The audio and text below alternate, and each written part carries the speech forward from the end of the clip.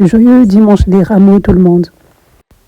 Matthieu 21, verset 9 dit, « Les foules qui avançaient devant lui, devant Jésus, et celles qui le suivaient, criaient en louant et en adorant. Hosanna au fils de David, le Messie. » Ça, c'est la version amplifiée, donc ça donne la signification de ce qu'ils disent. Le Messie, il déclare, il est le Messie. Béni, loué, glorifié est celui qui vient au nom du Seigneur.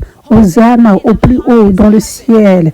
Quand il entra à Jérusalem, toute la ville tremblait d'excitation, disant, « Qui est-ce » Et la foule disait, « C'est le prophète Jésus de Nazareth en Galilée. » Donc, des milliers de personnes louaient Jésus en tant que Seigneur, en tant que le Messie. Ils voyaient spirituellement qui il était réellement. Et ils le louaient. Ils étaient complètement dans l'esprit. Ils plaisaient à Dieu.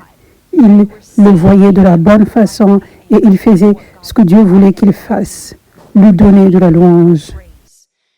Et proclamer et annoncer qu'il est Seigneur, qu'il est le Messie.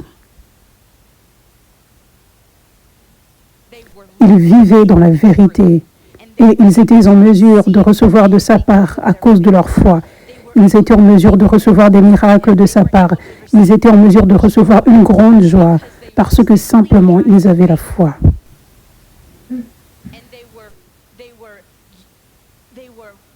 Et ils exerçaient la foi en action. Ils le louaient. Ils ne croyaient pas en silence de loin, mais ils le louaient. Ils démontraient la foi.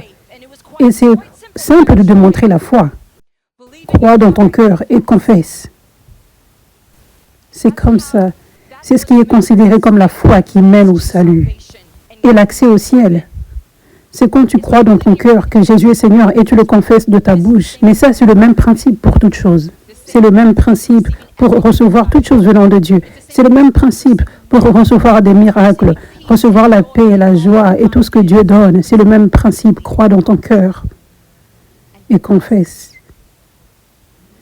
Je te loue, Seigneur. Je crois que tu es le Messie. Je crois que tu es celui qui me guérit. Je crois que tu es celui qui me libère. Je crois que par tes meurtrissures, je suis guéri. C'est ce qui est compté comme étant la foi. Pas ce que le diable déclare dans ta tête, pas les sentiments que tu as. Tu peux avoir les sentiments opposés, mais dans ton cœur, tu crois. Et tu choisis de déclarer. Le diable peut crier dans ta tête l'opposé. Tu ne seras pas guéri. Je crois que tu es celui qui me guérit. Je crois que je recevrai la guérison. Ça, c'est ce que Dieu compte comme étant la foi. Comme la Bible dit, crois dans ton cœur, déclare de ta bouche que Jésus est Seigneur. La Bible ne dit pas, crois en tes sentiments. Elle ne dit pas, peu importe ce que tes sentiments disent, c'est ce que Dieu compte comme étant la foi. Et c'est ce qui va te conduire au salut. Parce que tes sentiments sont influencés par le diable plusieurs fois. C'est pour cela que Dieu ne regarde pas tes sentiments. Parce que Dieu connaît que c'est comme ça que le diable vient. Dieu sait que nous sommes dans une bataille. Dieu ne nous juge pas parce que nous sommes dans une bataille. Il autorise que nous soyons dans une bataille. Il nous a placés sur cette terre pour être des guerriers dans cette bataille. Donc, penser que Dieu te juge en regardant tes sentiments, c'est comme être un guerrier envoyé à la bataille et qui pense que le général est en colère contre lui parce que des armes sont forgées contre lui et parce qu'il a des bleus dus à la bataille. Ça, c'est ce qui se produit. Ça, c'est ce qui se produit quand nous sommes dans une bataille. Quand nous sommes dans une bataille, il y aura des sentiments de foi qui viennent de l'influence de l'ennemi. Nous les rejetons et nous choisissons la vérité. C'est ce que nous devons faire. Amen. Alléluia. Bien, donc, le dimanche des rameaux, ce que nous célébrons aujourd'hui, en ce jour, les foules louaient Dieu et vivaient dans la vérité. Et ils étaient en mesure de prendre part à cette grande joie. Ils étaient en mesure de recevoir la joie que Jésus relâchait alors qu'il était venu dans la ville. Ils étaient en mesure de recevoir cette joie, cette paix. Ils étaient en mesure de recevoir la présence de Dieu, le ciel sur la terre. parce qu'ils vivaient dans la vérité et ils le louaient. Amen. Mais juste quelques jours plus tard, Jésus était trahi par Judas, ce qui avait conduit à son emprisonnement, à tort, je veux dire, pour aucune raison valide. Il était faussement accusé, emprisonné, torturé, frappé, flagellé. Et ses disciples les plus proches s'étaient dispersés. Celui qui était vraiment proche l'avait renié 3 fois. Ils s'étaient dispersés, ils avaient couru, ils s'étaient cachés. Ils n'avaient pas proclamé dans la ville, il est réellement le Messie, et ça c'est mal. Ne voyez-vous pas ce que vous faites? Réfléchissez-y à 2 fois parce qu'il est Seigneur. Ils n'avaient pas fait cela. Ils s'étaient comportés de façon complètement différente qu'il ne l'était le jour où ils le louaient en disant Hosanna. Et ensuite, il était amené à la croix pour être crucifié le vendredi et à la croix, il y avait juste 3 disciples. Marie, la mère de Jésus, Marie-Madeleine et Jean. Des milliers le louaient. Quelques jours plus tôt, des milliers qui ne le louaient pas juste, mais ils déclaraient le Messie. Tu es le Messie. Tu es réellement le Fils de Dieu et nous te louons. Et tous ces milliers de personnes, sauf 3, avaient arrêté de louer. Certains l'avaient renié. Le reste s'était caché et ne louait pas. Et ne proclamait pas, il est le Messie. Et ce qui est choquant, c'est que la plupart des chants de louange qui ont été écrits jusqu'à ce jour contiennent des paroles à propos de la croix. Mais à la croix, il y avait 3 parmi des milliers. Il y avait, peu importe le pourcentage, 0,1%, 0,01%, quelque chose comme ça, de ceux qui le suivaient, ceux qui le louaient. Donc, au temps où il était devenu même plus digne de louange, le plus digne de louange, il n'y avait que 3 qui étaient là pour le louer. Mais est-ce que Jésus avait changé? Est-ce que Jésus lui-même avait changé? Du moment où il le louait un jour, au moment où il ne le louait pas, et il se cachait, et il ne proclamait pas qu'il est Seigneur, Jésus n'avait pas changé. Jésus était même devenu encore plus beau, encore plus digne de louange. Si cela est même possible, parce qu'il est toujours la personne la plus digne de louange. Mais si on peut le dire, il était encore plus digne de louange. À ce point-là. Donc, ces gens le louaient un jour et ils recevaient tellement de joie. Peut-être qu'ils recevaient des miracles. Je suis sûre qu'ils recevaient peut-être des miracles parce que la Bible dit que tous les miracles de Jésus n'ont pas été écrits. Donc, vous savez, si les gens venaient juste sous l'ombre de Pierre et étaient guéris et délivrés, et qu'en est-il de quand ils louaient Jésus avec leurs rameaux alors qu'ils marchaient? Je suis sûre que beaucoup de miracles prenaient place. Donc, un jour, ils avaient décidé de rejeter les mensonges du diable et de croire en la vérité. Bien que c'était facile ce jour-là, c'était confortable, ils n'avaient pas tellement à rejeter les mensonges du diable. Les pharisiens étaient autour, mais ce n'était pas si difficile de rejeter le diable. Ce n'était pas si inconfortable de rejeter les mensonges du diable ce jour-là. Donc, quand c'était confortable et facile de rejeter tout type de mensonges du diable, et quand c'était la chose populaire à faire, louer Dieu, ils étaient là, ils louaient Dieu et recevaient des miracles. Mais quand c'était devenu inconfortable de se tenir avec Jésus, de le louer, de proclamer qu'il est le Messie, on ne trouvait pas grand monde. Oui, ce serait inconfortable, mais ils auraient été en train de plaire à Dieu. Ils auraient été honorés pour toujours dans la Bible, comme les trois le sont. Ils auraient été en train de recevoir la présence de Dieu et des miracles, même dans ce temps difficile. Ils auraient été dans la présence de Dieu. Donc ça en vaut la peine. Ça en aurait définitivement valu la peine. Je suis sûre que les deux, Marie et Jean, te diraient aujourd'hui, ça en valait la peine. Ça valait toute la difficulté et le fait d'être inconfortable, être persécuté en étant là, en train de louer Jésus à la croix. Ça en valait la peine.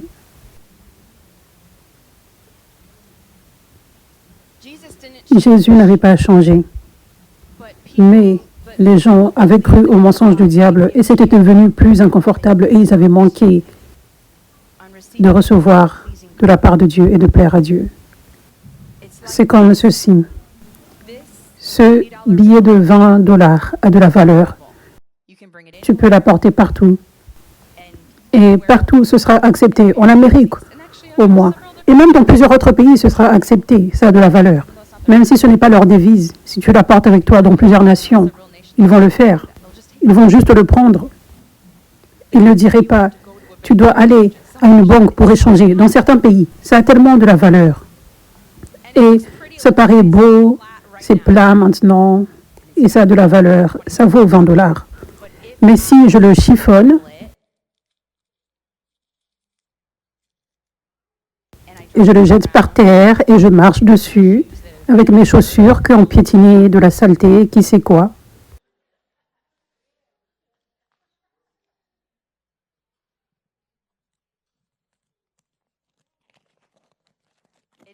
C'est toujours le même billet de $20. Ça a toujours autant de valeur.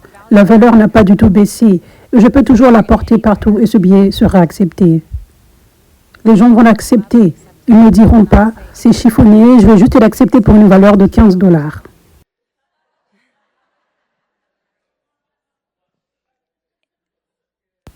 C'est la même valeur. Tellement de personnes loueraient Jésus, augmenteraient leur foi pour recevoir de la part de Jésus quand les choses sont belles, quand c'est confortable de louer Jésus, de se rassembler ensemble et recevoir de sa part. Mais quand c'est inconfortable et quand ce n'est pas autant beau, même si les gens pourraient recevoir autant, de la même façon, même si Dieu a autant de plaisir et même plus, tellement de personnes ne sont pas ici pour louer Jésus et recevoir de sa part lors de ces moments.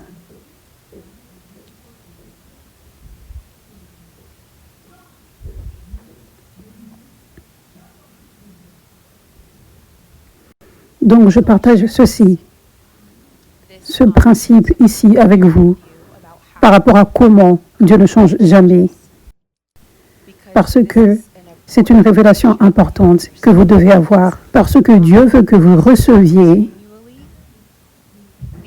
continuellement de sa part, le louer, le servir, et recevoir de sa part toujours, tous les jours.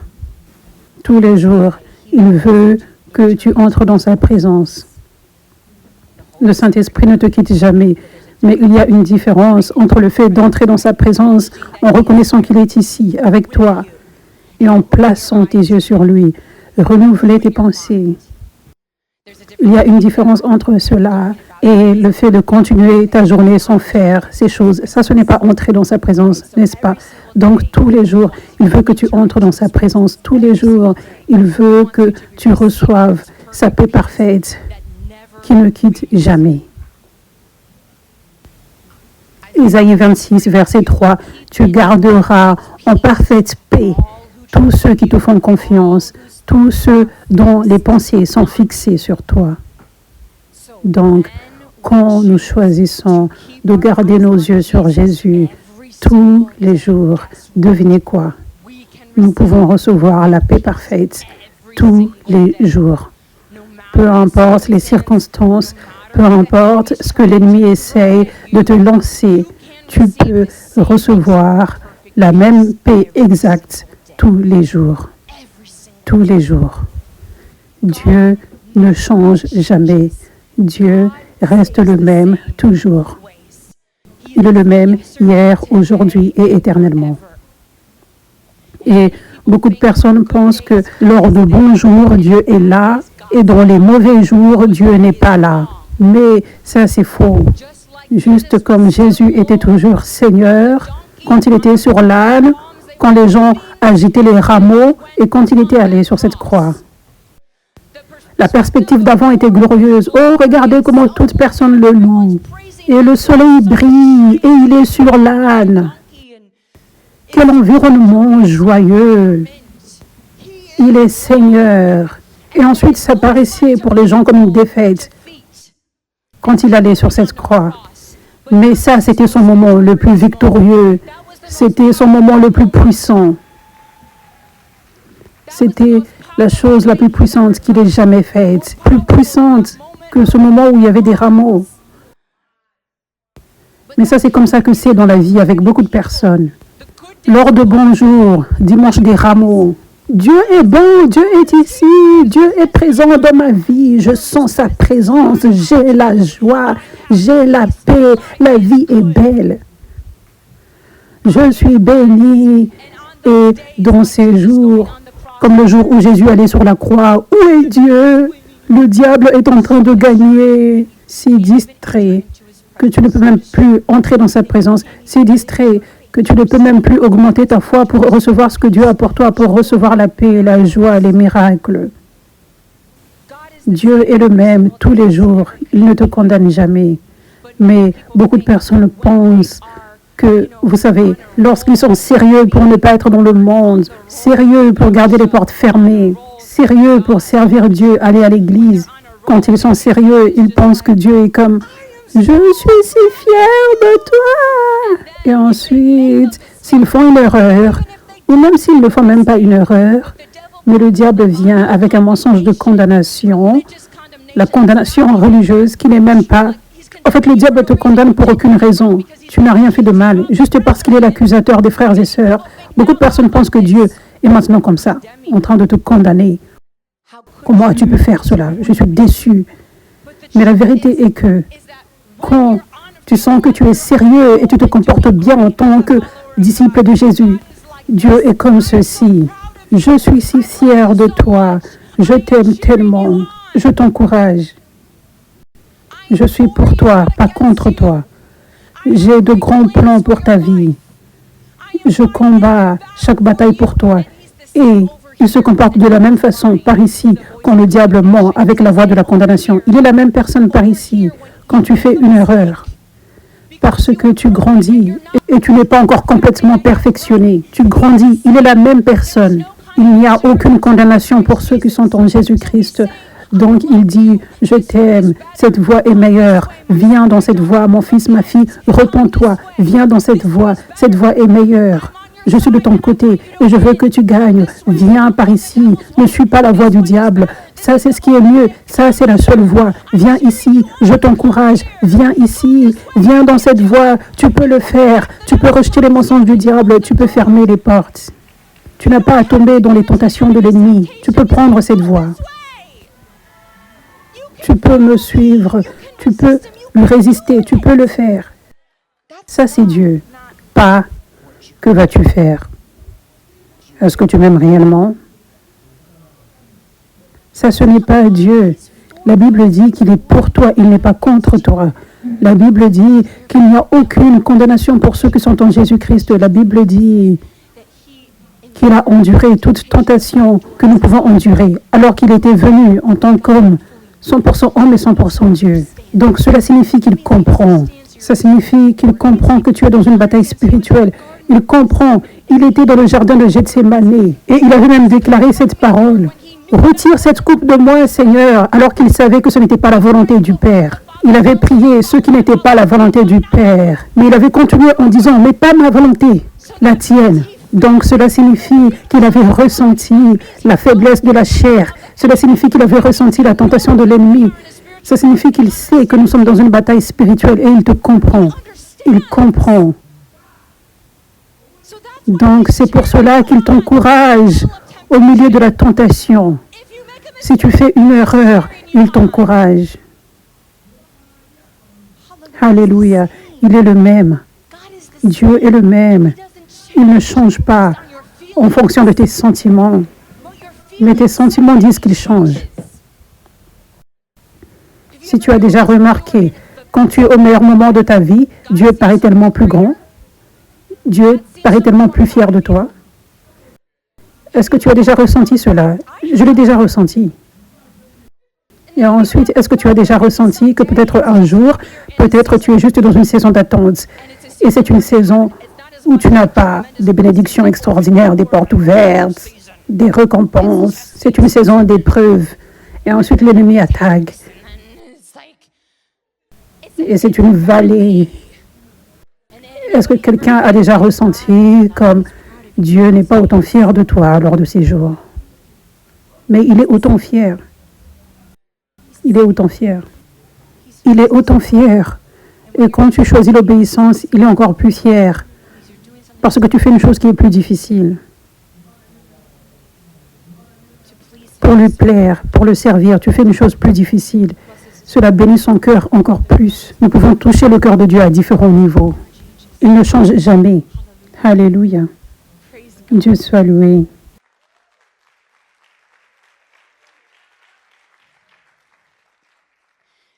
Dieu est toujours victorieux. Il est invaincu. Il n'y a jamais eu une bataille qu'il a perdue. Jamais. C'est notre Dieu tout-puissant. Pour toute l'éternité, depuis des milliers d'années, il a gagné toute bataille, chaque bataille. Et quand tu es un enfant de Dieu, est-ce que tu sais que chaque bataille qui vient dans ta vie appartient à Dieu? Nous faisons partie de l'armée de Dieu et nous sommes des vases qu'il utilise pour combattre le bon combat de la foi. Mais il est la personne qui combat réellement la bataille. Nous nous reposons, nous sommes obéissants et il est celui qui porte les armes, la puissance, les armes. Il est la pierre dans la fronde qui bouge surnaturellement avec puissance pour frapper la tête du Goliath. Alléluia. Alléluia. Il est toujours victorieux.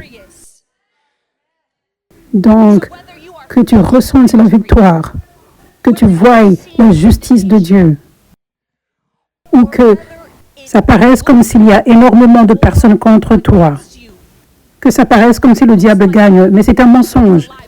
Mais ça paraît de cette façon dans le monde physique, juste comme le serviteur d'Élisée,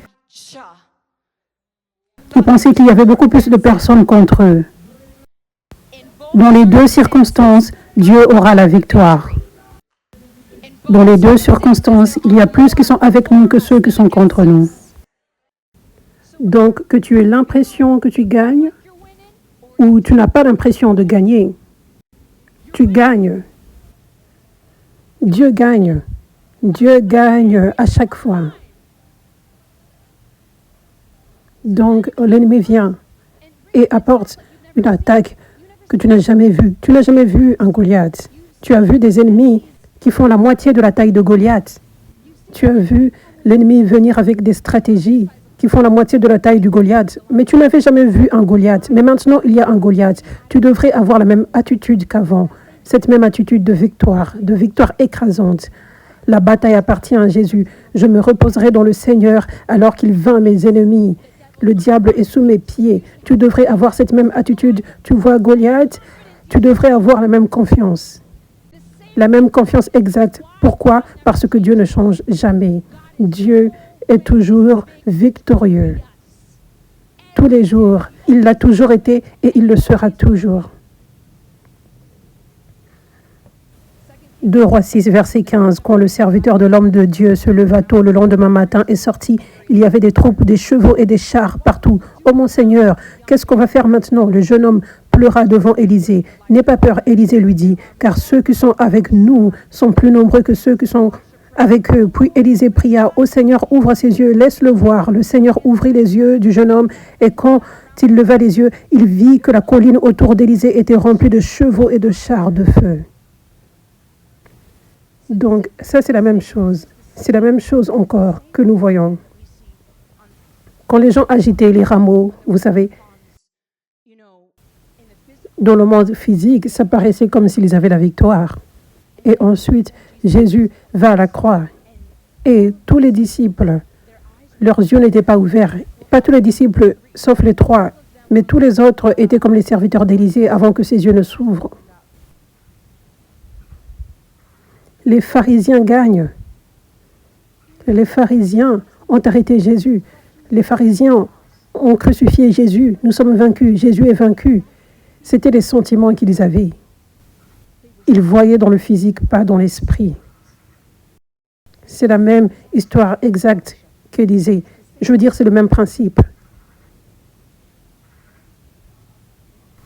Il y a des armées d'anges qui combattent pour toi, qui combattent pour nous. Au milieu de chaque bataille, pas juste dans certaines batailles. Pour chaque bataille, il y a une armée d'anges. Dieu ne dort jamais.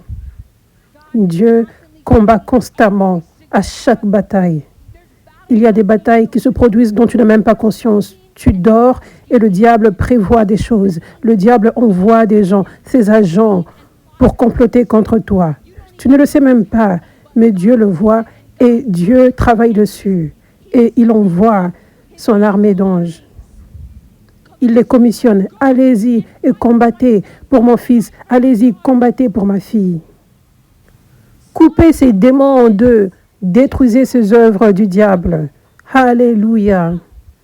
Il est le même. Il est le même. Il combat toujours pour nous.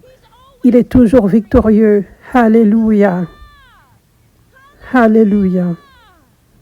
Alléluia. C'est pour cela que Dieu dit, « Pourquoi aurais-tu peur ?»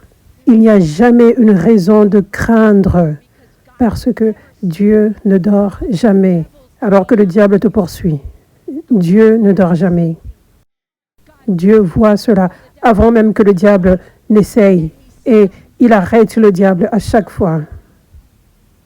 Et si tu vois les armes forgées contre toi, c'est juste que Dieu permet que tu le voies, afin qu'il l'utilise comme un feu de la purification pour toi, comme une épreuve pour toi.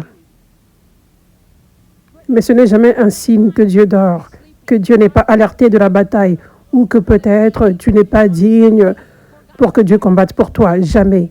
Dieu va toujours vaincre chaque bataille que l'ennemi a contre toi, toujours. Alléluia. Alléluia.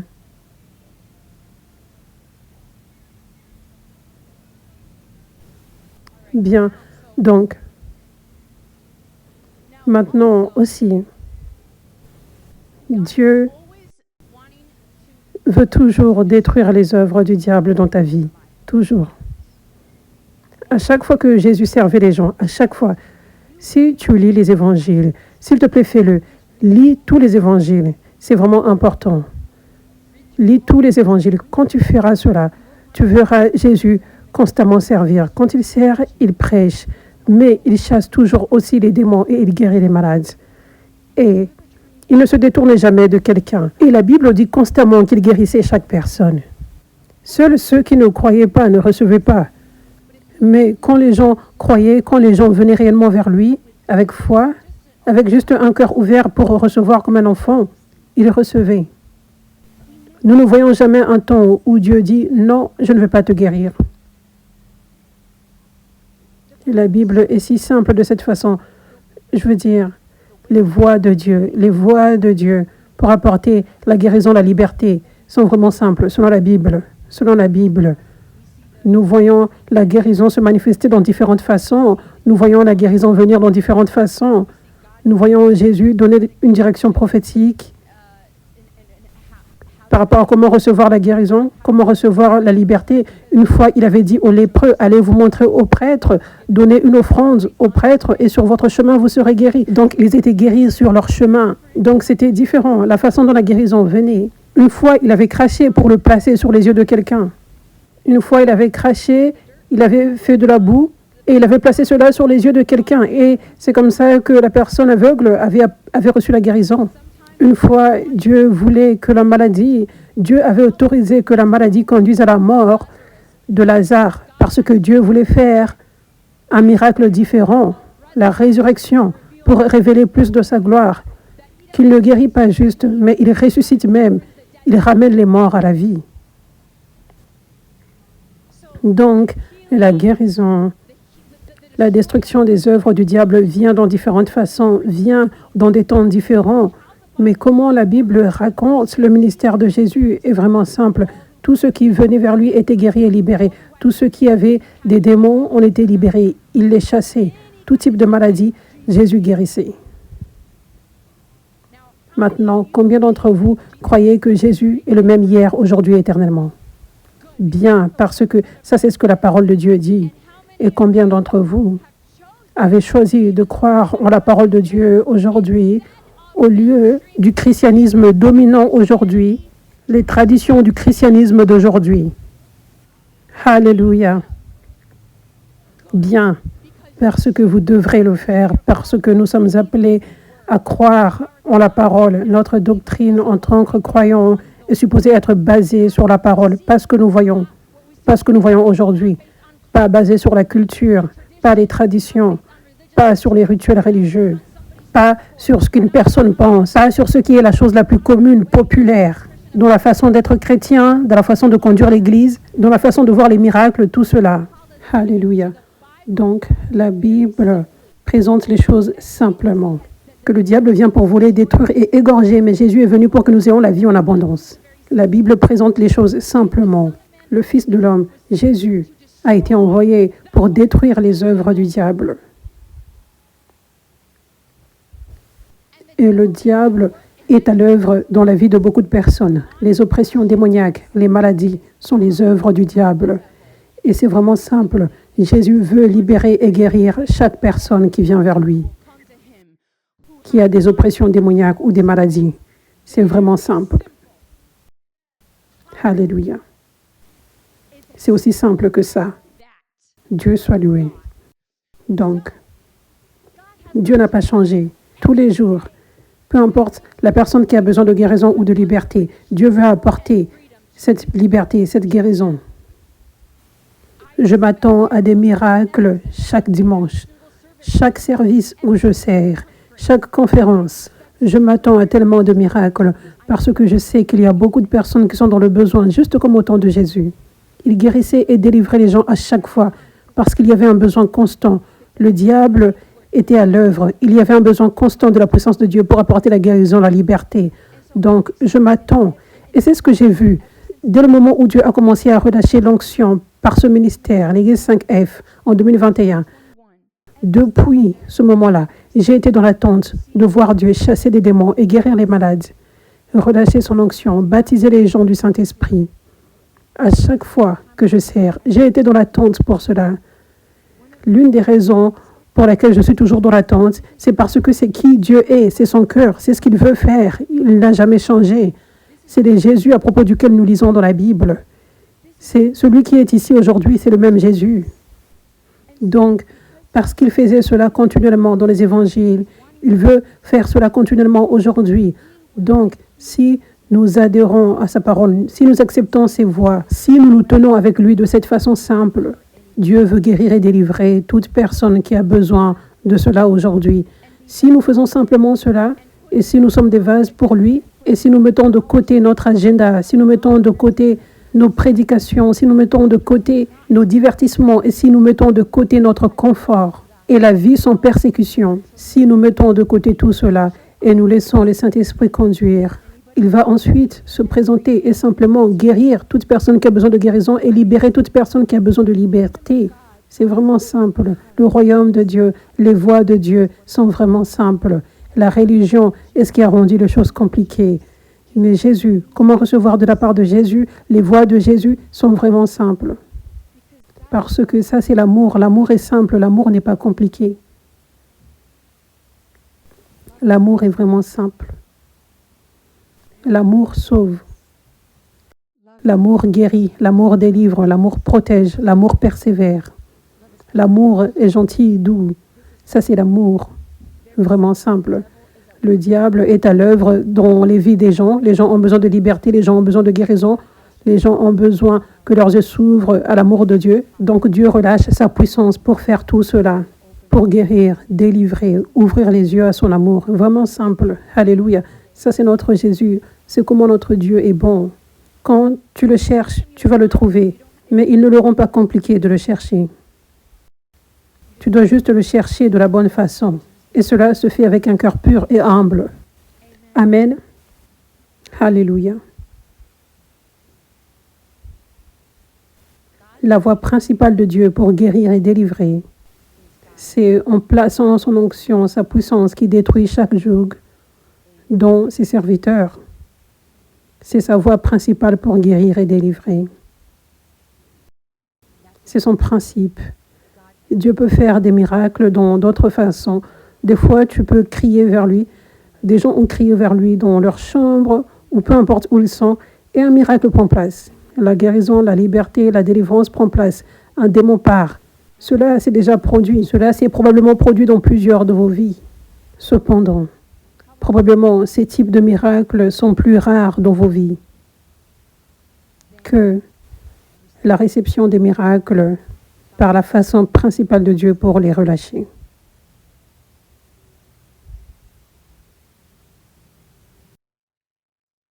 Par cela, je veux dire, peut-être que quelqu'un a demandé un miracle et Dieu a fait un miracle, juste comme ça, sans passer par un vase.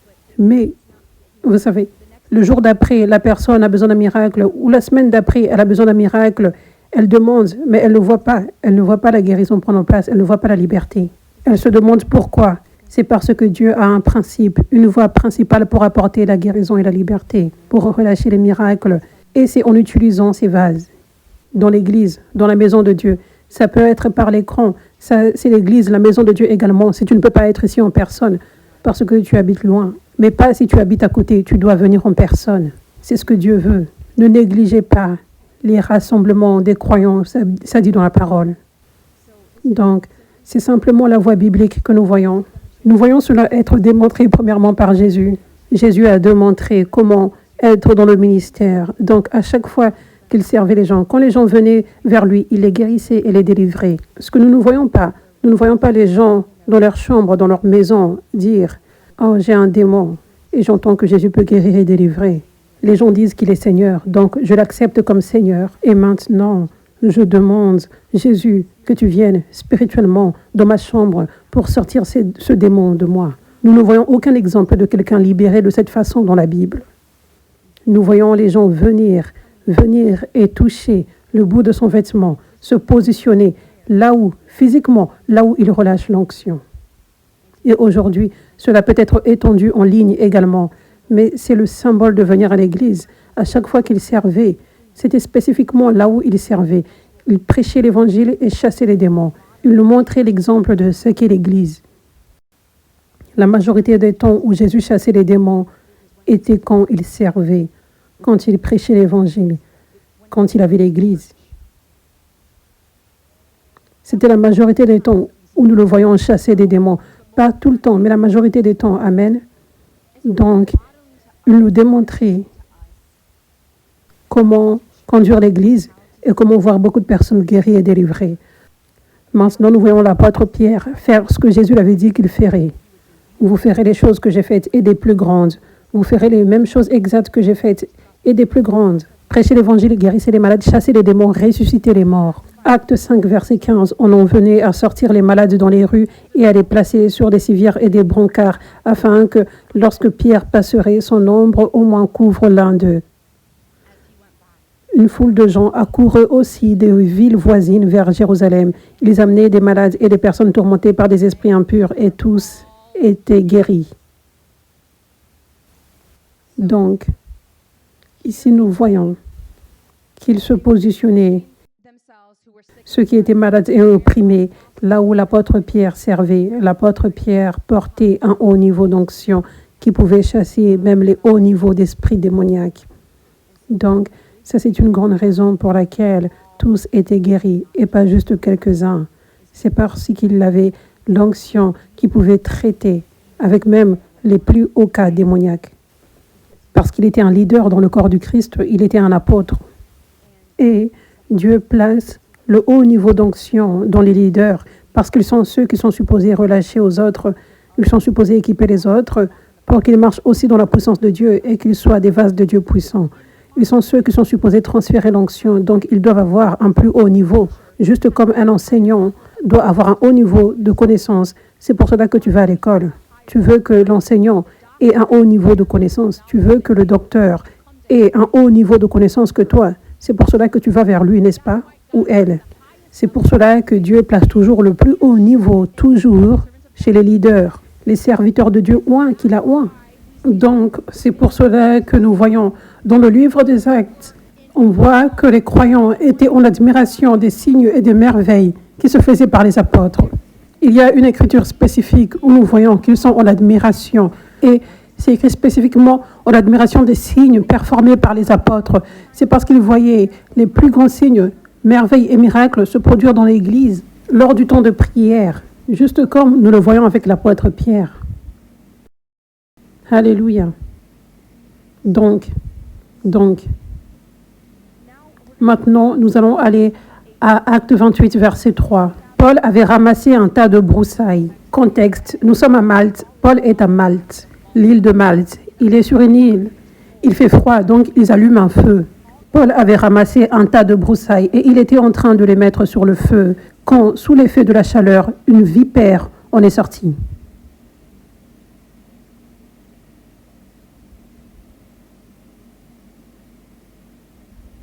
Alléluia. Une vipère en est sortie et s'est accrochée à sa main. Une vipère en est sortie et s'est accrochée à sa main. Lorsque les habitants de l'île ont vu l'animal suspendu à sa main, ils se sont dit les uns aux autres, « Cet homme est certainement un meurtrier, puisque la justice n'a pas voulu le laisser vivre, bien qu'il ait été sauvé de la mer. » Mais Paul a secoué l'animal dans le feu et n'a ressenti aucun mal. Ces gens s'attendaient à le voir enfler ou tomber mort subitement. Après avoir longtemps attendu, voyant qu'il ne lui arrivait aucun mal, ils ont changé d'avis et ont déclaré que c'était un dieu. Parce que ces gens n'avaient pas encore entendu l'évangile. Ces gens croyaient aux déesses et tout cela. Il y avait dans les environs des terres qui appartenaient à un dénommé Publius, principale personnalité de l'île. Il nous a accueillis et nous a logés de manière très amicale pendant 3 jours. Le père de Publius était alors retenu au lit par la fièvre et la dysenterie. Paul s'est rendu vers lui à prier. À ce point-ci, nous pouvons présumer que Paul leur avait dit, ça c'est la puissance de Jésus. Il avait dû clarifier qu'il n'est pas un Dieu. Mais ce ne sont pas tous les petits détails qui sont écrits dans l'Écriture, vous savez. Mais nous pouvons présumer qu'il leur avait dit, en effet, ça c'est Jésus. Donc ensuite, il croyait en Jésus et qu'il était oint par Jésus. Paul s'est rendu vers lui à prier, poser les mains sur lui et l'a guéri. Là-dessus, les autres malades de l'île sont venus et ils ont été guéris. Alléluia. Maintenant, est-ce que vous remarquez comment ça dit? C'est vraiment simple. Le père de Publius était alors retenu au lit par la fièvre et la dysenterie. Donc, il est malade, Paul vient, il relâche l'onction, Jésus le guérit. Simple. Ok, donc maintenant les gens voient, waouh, la puissance de Dieu agit par Paul. Ok, nous devons amener tous les malades vers lui, pour que Jésus agisse par lui, pour guérir les gens. Vous voyez à quel point c'est simple? Ils étaient tous guéris. Tous. Est-ce que vous voyez comment c'est simple dans la Bible? Est-ce que Dieu a changé? Est-ce qu'il veut toujours guérir comme il voulait guérir à l'époque? Oui. Regardez comment Dieu est simple. Regardez comment son amour est incroyable, vraiment simple. Ça, ce n'est pas compliqué.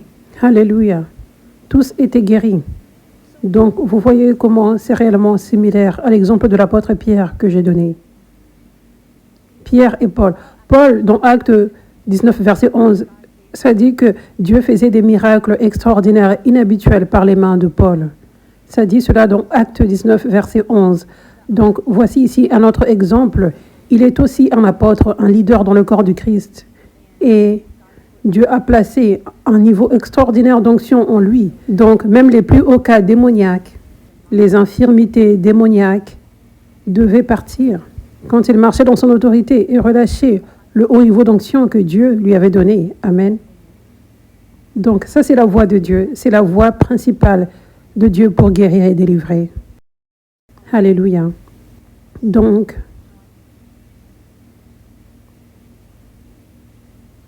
ce qui est important à comprendre, c'est que Dieu veut toujours se présenter et apporter la guérison et la liberté et les miracles, toujours. Toujours.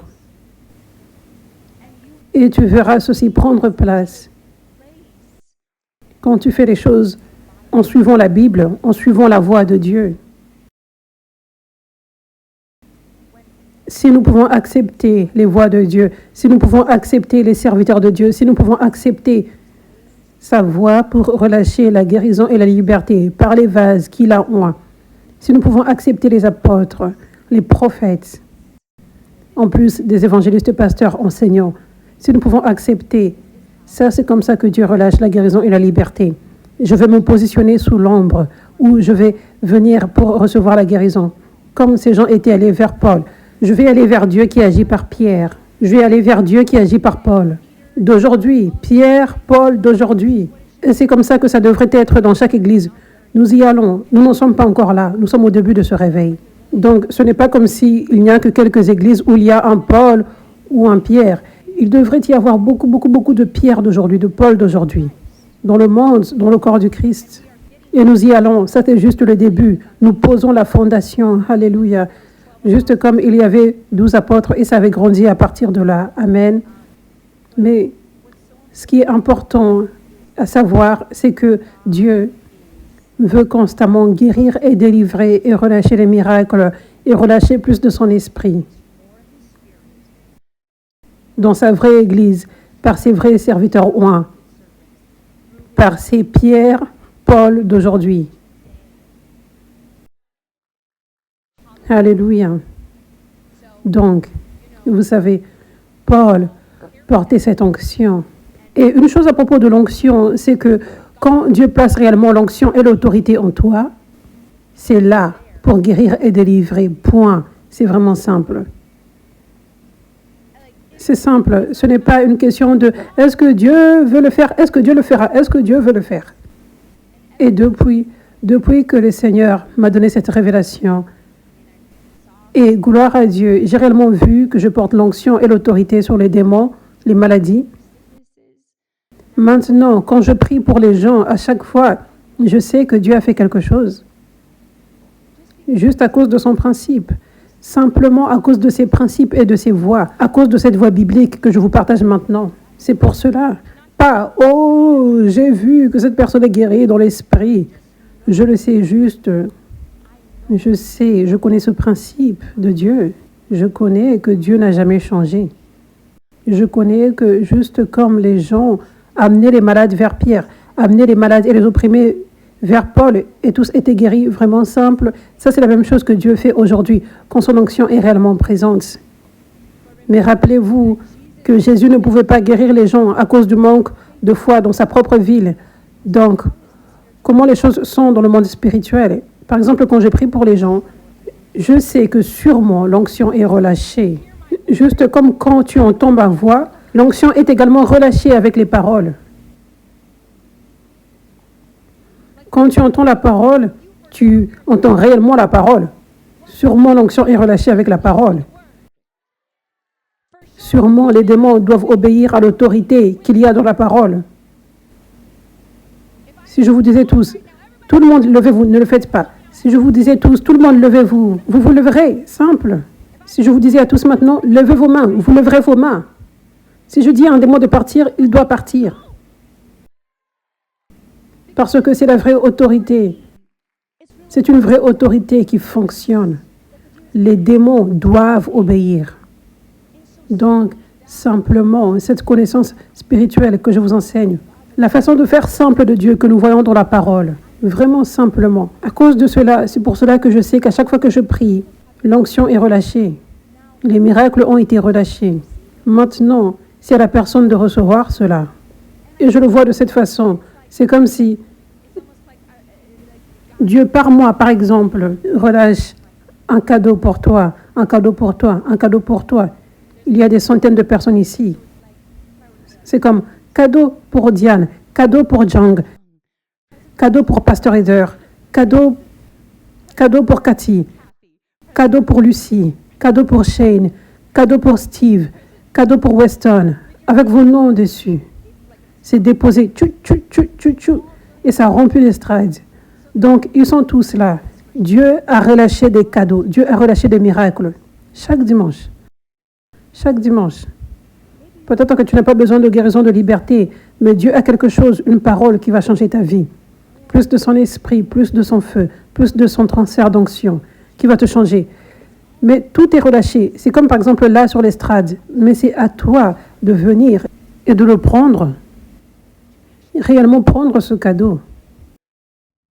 Et le valoriser, et s'y accrocher, et le protéger, et le sortir avec toi, et toujours le valoriser et le protéger. Et quand le diable essaye de le voler, tu le valorises toujours, et tu le protèges. Tu te rappelles que Dieu t'a réellement donné ce cadeau qui était sur l'estrade, et c'est réellement à toi. Ça, c'est la réalité. Alléluia. Alléluia. Oui, donc, c'est comme ça que c'est. Quand je vois quelqu'un avec une maladie ou une infirmité, je ne suis pas comme « Oh Dieu, j'espère que tu vas faire ceci. Je sais qu'il a relâché son onction. Je sais qu'il a agi. Je sais qu'il a touché cette personne. » À cause de la Bible, à cause de cette révélation, de sa voix que je vous enseigne maintenant. Amen. Alléluia. Alléluia. Donc, Dieu soit loué. Donc, c'est ce qui va changer ta vie pour que tu sois en mesure de recevoir. À chaque fois, et ne jamais manquer, c'est avoir cette compréhension que Dieu ne change jamais. Que Dieu te relâche réellement sa puissance, ses miracles. À chaque fois, il va se présenter. Il va se présenter. Et Dieu est fidèle à sa parole. Il ne ment jamais. Ses promesses sont oui et amen. Toujours. Donc, maintenant, nous devons juste croire en sa parole. Nous devons juste croire en sa parole qui vient par ses prophètes, ses serviteurs, c'est tout. Ensuite, en croyant, nous pouvons recevoir. Parce que sans la foi, c'est là que tu ne reçois pas les miracles. Simplement, aie la foi et tu peux recevoir. Donc, quand Dieu parle, je vais agir. Je vais agir comme jamais auparavant à la conférence Lève-toi et brille. Je vais relâcher des miracles dont tu as besoin. Je vais relâcher plus de mon esprit, plus de mon feu, plus de transfert d'onction. Je vais ouvrir tes yeux spirituels comme jamais auparavant. Je vais transformer ta vie pour toujours par la révélation de ma gloire. Je vais faire des merveilles et révéler ma gloire, qui sera comme l'ouverture de la mer Rouge dans le monde spirituel. Je ferai ceci, et ce sera comme le jour de la Pentecôte, quand Dieu déclare cette parole par un serviteur. Mais c'est la parole de Dieu. Quand il la déclare, tu dois simplement y croire et recevoir. Tu dois croire que ce qu'il a dit hier, s'était réalisé. Et ce qu'il dit aujourd'hui se réalisera également. Ce qu'il a déclaré par son prophète, son apôtre, son serviteur, dans la parole de Dieu, dans le passé, s'était réalisé. Et ces paroles que Dieu déclare aujourd'hui, par ses serviteurs, par ses prophètes, par ses apôtres, vont se réaliser. Donc, crois-y, reçois, et aie la foi, et tu vas recevoir. Tu peux recevoir puissamment chaque semaine. À chaque fois, tu n'as pas besoin d'attendre tes sentiments. N'attends pas tes sentiments.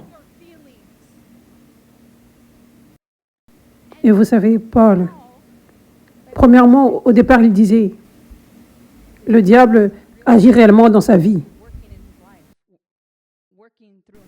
Il est puni.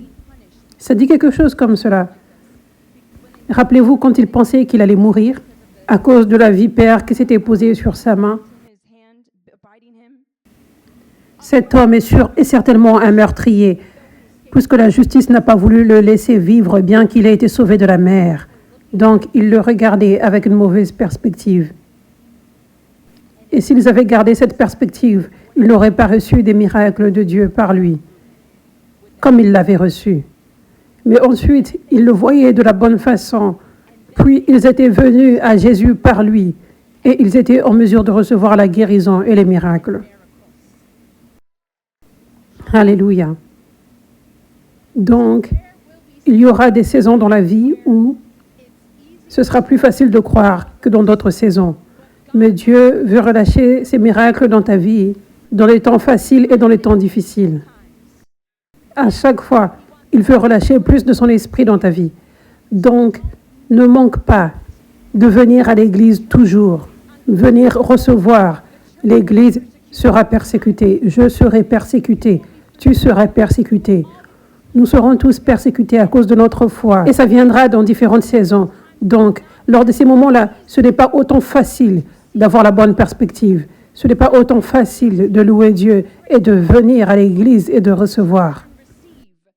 Mais Dieu veut que tu reçoives dans ces temps également. Dieu veut que tu reçoives des miracles et plus de son esprit et la paix et la joie lors de ces moments également. Amen. Tu dois renouveler tes pensées et voir dans l'esprit. Alléluia. Alléluia. Alléluia. Dieu soit loué. Donc, à partir de maintenant, je vois que beaucoup d'entre vous seraient changés à partir d'aujourd'hui. Je vois que cette parole était nécessaire pour que vous soyez en mesure de recevoir ce que Dieu a pour vous pour la conférence Lève-toi et brille. Parce que la raison pour laquelle ils avaient reçu si puissamment le jour de la Pentecôte était numéro 1, parce que Dieu avait ordonné ce jour comme un rendez-vous divin. Il avait prévu ce jour pour que son esprit, son feu, descende puissamment sur les gens, numéro 1. Mais numéro 2, les gens avaient la foi. Les gens étaient venus avec attente. Les gens croyaient. Dieu va faire ce qu'il a dit qu'il va faire. Il n'est pas un menteur. Il a dit d'attendre son esprit. Il a dit d'être en unité. Il a dit d'être dans l'attente et il va se présenter. Et juste venir avec cette simplicité, venir avec cette foi simple. La combinaison de cela avec ce que Dieu avait déjà planifié et ce qui avait fait en sorte que le jour de la Pentecôte se produise, que le feu du Saint-Esprit vienne. Ce sont les deux ingrédients. C'est tout. Donc, ta part, tu as une part à jouer pour recevoir. Tu as une part à jouer pour recevoir à chaque fois. Tu as une part à jouer pour la conférence Lève-toi et brille, pour ce que Dieu a prévu de te relâcher. Ta part est vraiment simple. Ta part, c'est de choisir la foi. Ne regarde pas tes sentiments, choisis la foi. Ce type de foi. Dieu veut relâcher quelque chose qui va changer ma vie. Peu importe ce dont tu as besoin, Dieu veut me délivrer et il va me délivrer. Dieu veut me guérir et il va me guérir. Dieu veut me relâcher plus de son esprit. Dieu veut relâcher plus de son feu. Dieu veut relâcher le transfert d'onction. Dieu veut ouvrir plus mes yeux spirituels. Il a dit qu'il va le faire. Il l'a dit par son serviteur. Il ne ment pas, il va le faire. Je crois. Et ça n'a pas d'importance si tu le ressens ou non. Tu choisis de croire. Et tu le proclames, tu le déclares. Je crois que tu vas faire ceci, Dieu. Je crois que tu vas te présenter. Je crois que tu vas me relâcher. Est-ce que tu as dit que tu vas me relâcher? Je crois. Et je reçois. Je te loue, Jésus. Et je reçois. Je suis dans l'attente, Jésus. Ça n'a pas d'importance, ce que tu ressens. Peut-être que l'ennemi est si en colère à cause de ce qui va se produire. Il pourrait essayer d'envoyer une attaque. Ça n'a pas d'importance. Ce que tu ressens, si tu ressens, oh, qu'est-ce qui se passe? Oublie ces sentiments, je crois. Je vais recevoir. Je vais recevoir. Et nous devons comprendre que c'est inévitable que le diable va essayer de nous empêcher de recevoir, mais il est un pardon toujours, il est sous nos pieds. Tu dois comprendre que c'est inévitable, que l'ennemi va essayer de t'empêcher de recevoir de la part de Dieu. Il va essayer de t'empêcher de marcher dans ton appel. Il va essayer de t'empêcher de faire ce que Dieu t'a ordonné de faire. Il va essayer de stopper. Nous devons savoir que cela est inévitable. Mais nous devons choisir de ne pas être distraits et de ne pas avoir peur de cette réalité. Nous devons être OK avec cette réalité et nous rappeler que le diable sera toujours sous nos pieds. Toujours, toujours, toujours. Nous aurons toujours la victoire. J'ai une histoire incroyable. Beaucoup d'entre vous l'avez vue. Je l'ai postée la nuit dernière. Dieu a été en train de se montrer avec des signes dernièrement. Il a été en train de se prouver par des signes. Il a été en train de m'encourager, de nous encourager par des signes dernièrement. Alléluia. Donc, depuis 40 jours, j'ai vu l'ennemi, vous savez, nouveau niveau, nouveau diable. Cela est réel.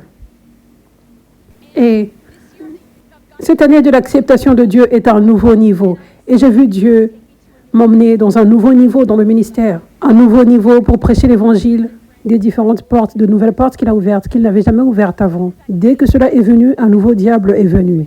Et ce à quoi le nouveau diable ressemble, c'est littéralement un diable plus maléfique.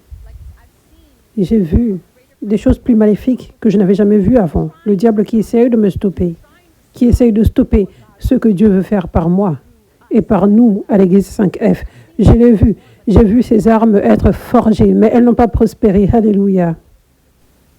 Mais j'ai vu les armes forgées et ne pas prospérer. Je les ai vues être forgées. J'en ai vu plusieurs être forgées. Et juste un jour, après cette grande nouvelle où on a découvert que le livre était dans les best-sellers du US Today, il était numéro 26 et cette nuit-là, Dieu m'avait parlé au travers du psaume 26. Le jour d'après, j'allais courir.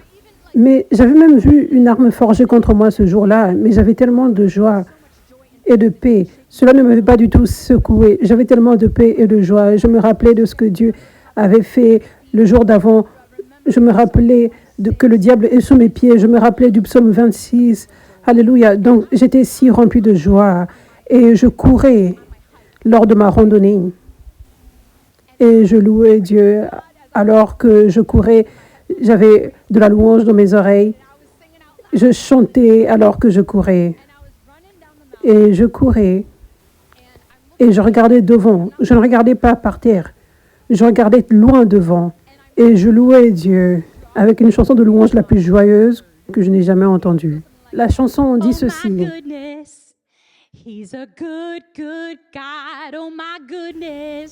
C'est presque enfantin. Elle est si joyeuse. J'aime cette chanson. Donc j'étais là.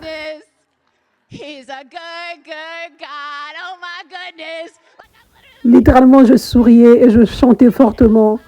Et je courais, j'allais vite. Je descendais de la montagne, donc la gravité me poussait. Quoi? Et j'avais marché sur ce qui paraissait comme un serpent. Je courais de cette façon. Et c'était comme ça, littéralement.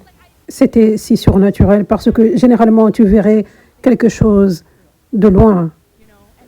Et ça ferait en sorte que tu regardes et que tu ralentisses. Mais mes yeux regardaient très loin devant. J'étais si focalisée sur la louange. Donc, je n'avais pas réalisé que j'allais piétiner quelque chose jusqu'au moment où ça s'était produit. Quand ça s'était produit, j'avais cru voir quelque chose d'obscur. Et je savais que j'avais piétiné quelque chose. Je savais que c'était un animal. Et j'avais regardé derrière moi, il y avait quelque chose qui bougeait, qui rampait, je ne sais pas. Et c'était aller un peu plus loin rapidement. Et je ne pouvais pas savoir ce que c'était.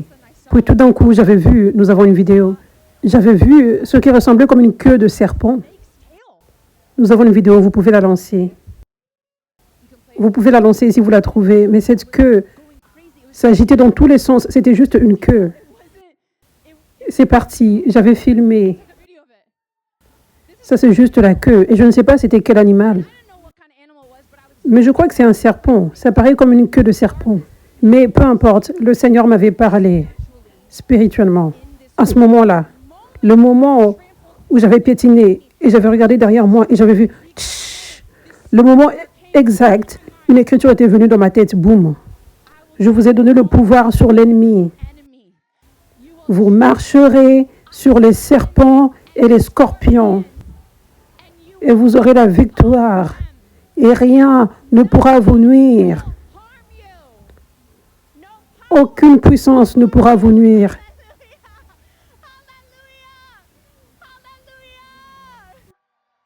Alléluia. Alléluia. Luc 10, verset 19. Cette écriture était venue dans ma tête à ce moment-là. Et Lily était témoin. Elle était là. Elle était témoin. Viens ici témoigner. Je n'avais jamais réagi de cette façon. Et je l'ai en vidéo. Mais j'étais là comme, oh mon Dieu, oh mon Dieu, oh mon Dieu. Je ne pouvais pas croire à ce que Jésus avait fait. Parce que je savais que c'était Jésus. Oui, j'avais juste pensé que c'était si précieux. Parce qu'elle était juste en train de courir, elle chantait. Elle était si joyeuse et je pensais, oh mon Dieu, elle a un cœur pur. Et elle est si précieuse. Et tout d'un coup, elle s'était juste arrêtée. Elle savait qu'elle avait piétiné quelque chose. Et dès que j'avais vu cette chose trembler, c'est la même écriture exacte qui était venue dans ma tête. Et j'étais si reconnaissante pour ce que Dieu allait faire. Parce que je savais que nous allons avoir de la victoire.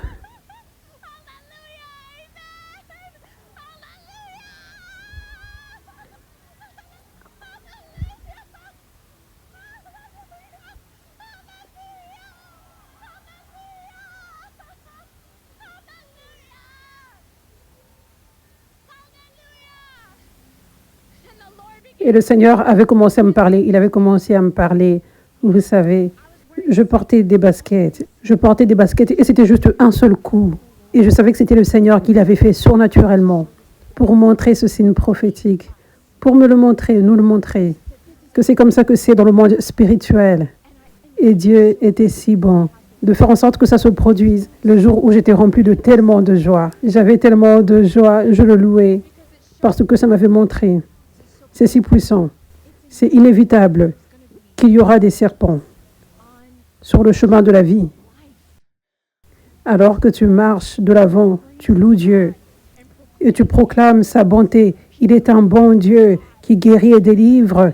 C'est inévitable qu'il y aura des serpents spirituels, le diable, les démons, les gens par lesquels le diable agit. Et ils sont dans les buissons. Et c'est inévitable qu'il prévoit de venir pour essayer de te mordre, pour essayer de te stopper et de perturber. C'est inévitable, nous savons ceci.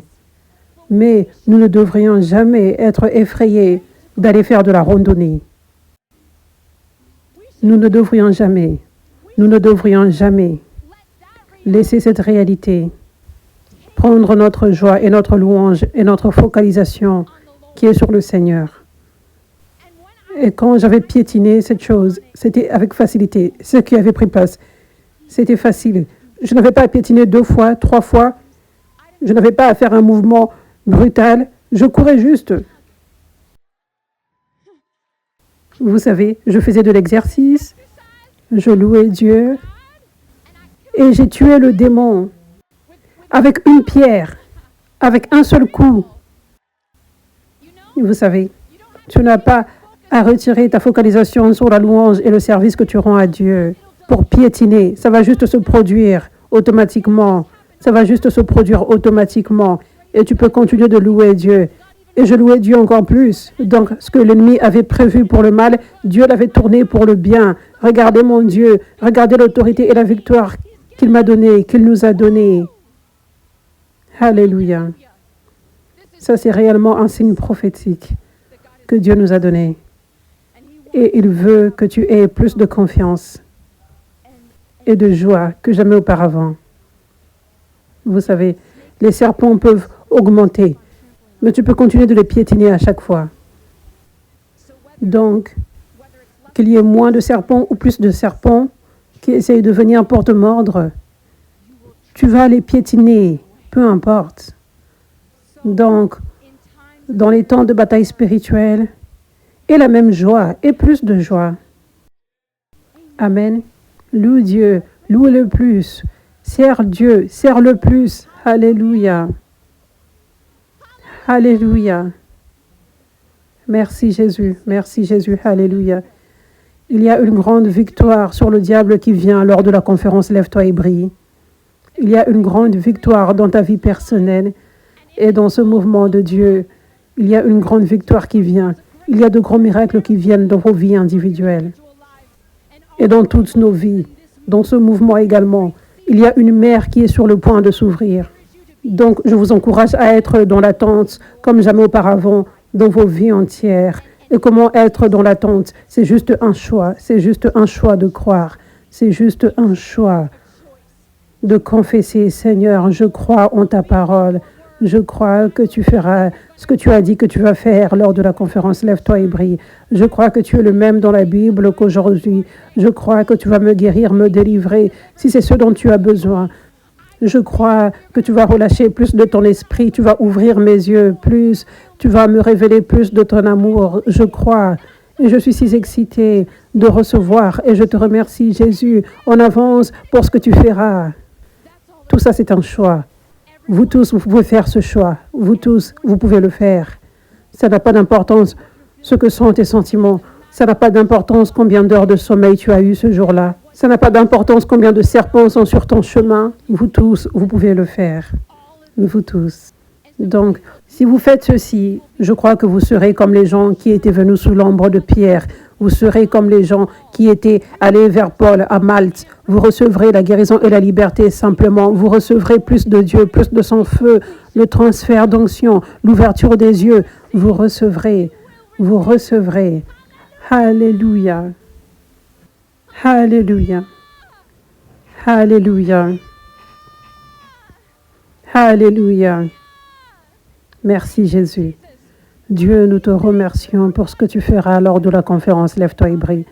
Dieu, nous te remercions pour les signes que tu as apportés, les signes et les merveilles que tu performes. Nous te remercions, Seigneur, d'agir avec une plus grande puissance.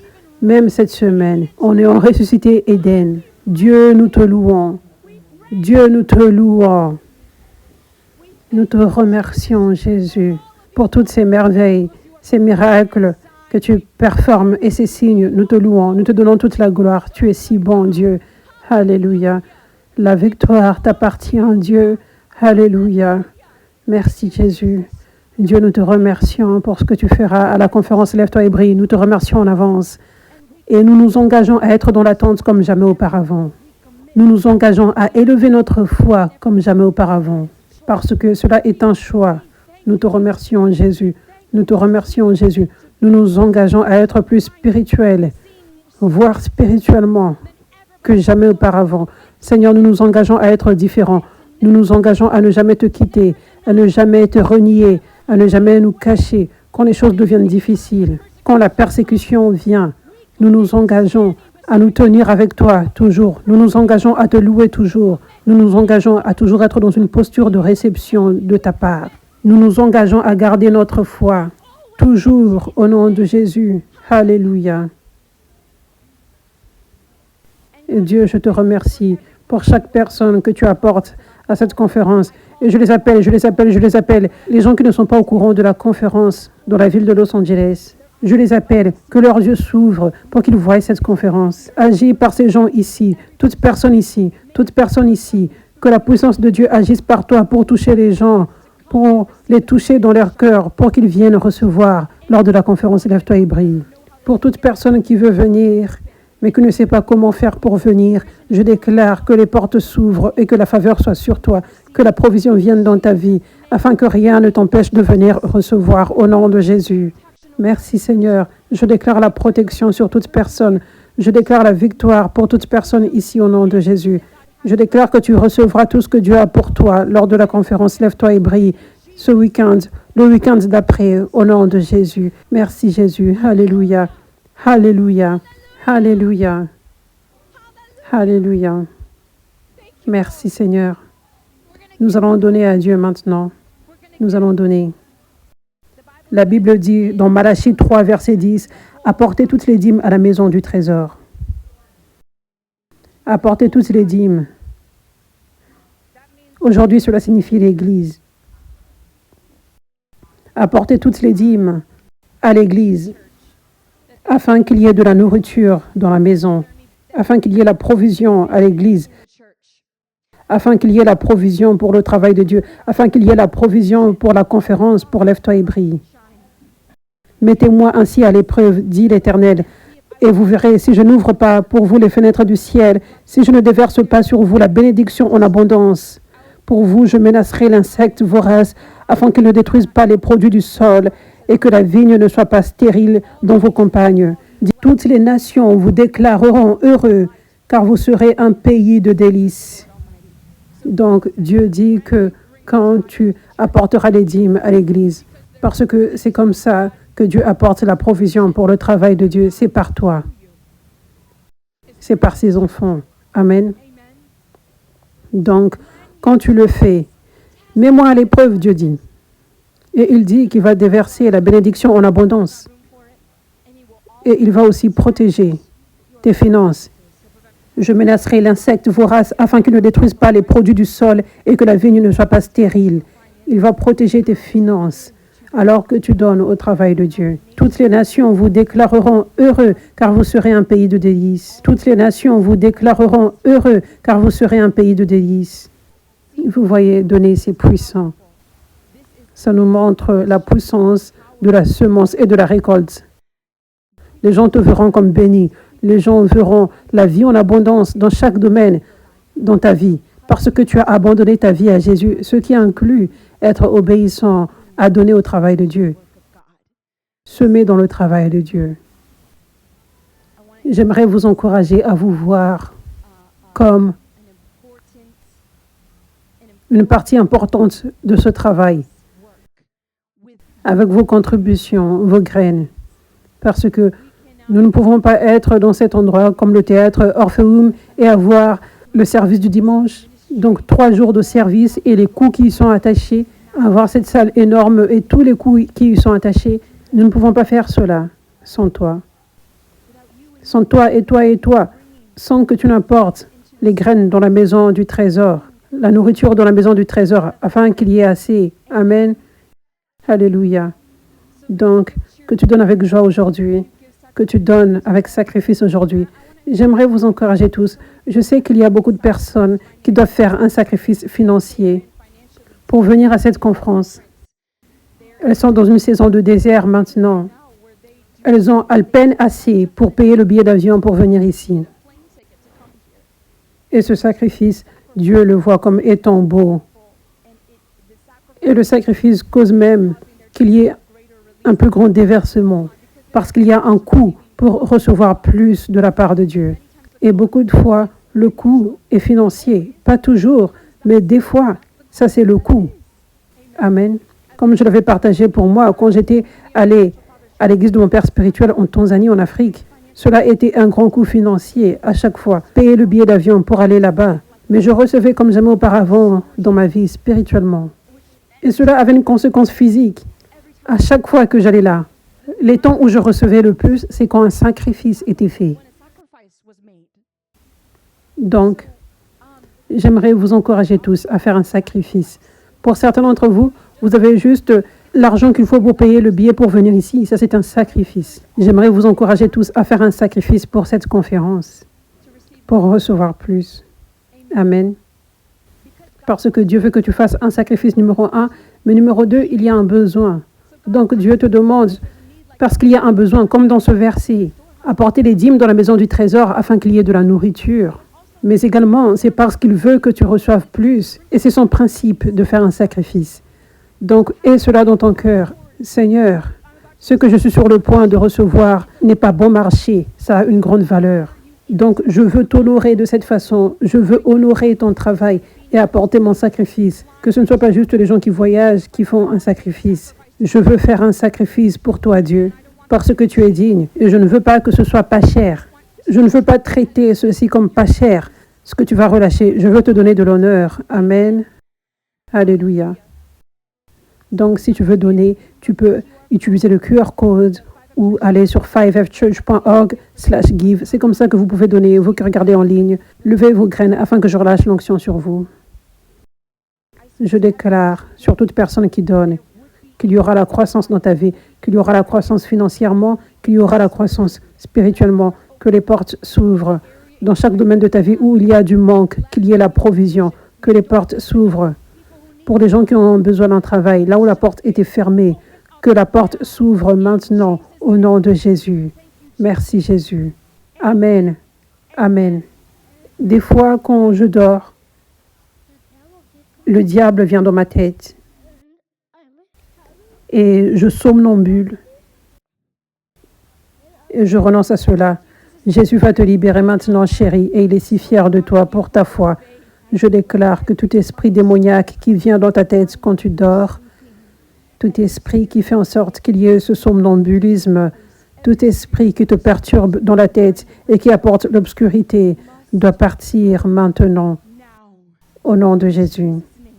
Que tu dormes dans la paix à partir de maintenant. Merci Seigneur. Reçois cette onction maintenant. Reçois plus de paix. Merci Jésus. Dieu soit loué. Ta maman est là-bas, tu es venu devant par toi-même. Dieu est si fier de toi, chérie. Il est si fier de toi. Et qu'est-ce qui a fait en sorte que tu viennes ici devant, chérie?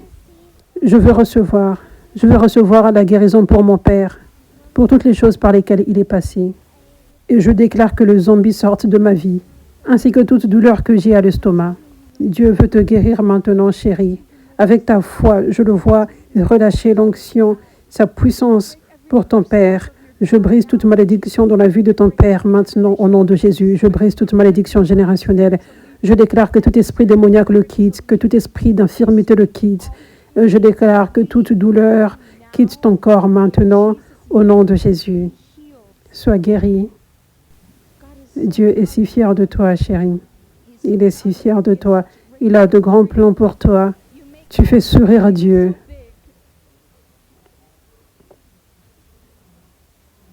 Il y avait un temps où Jésus avait amené un enfant. Viens ici. Il avait amené un enfant et il avait dit, en vérité, je vous le dis, à moins de devenir comme un petit enfant, comme cet enfant ici, vous n'entrerez jamais dans le royaume de Dieu.